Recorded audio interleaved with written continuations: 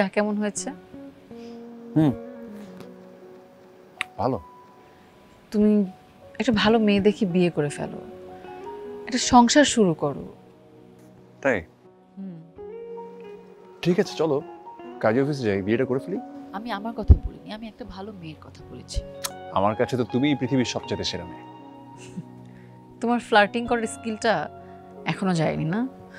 তুমি এক কাজ করো, একটা কোচিং সেন্টার খুলো, সেখানে কিভাবে মেয়েদেরকে পটানো যায় সেই বিষয়ে একটা স্পেশাল কোর্স করিয়ে ফেলো। কেন, তুমি পড়ে গেছো নাকি? আমার ভিতরটা একদম মরে গেছে,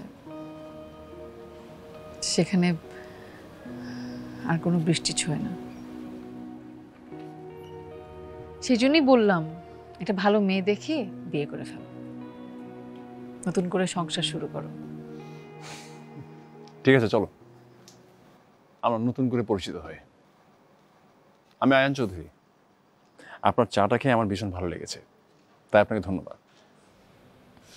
আমি মিস অনু, আপনার সাথে বন্ধুত্ব করতে পেরে আমার খুব ভালো লাগছে, কিন্তু এটা শুধু বন্ধুত্বই, এর বেশি কিছু কিন্তু ভাবা যাবে না। ভালো।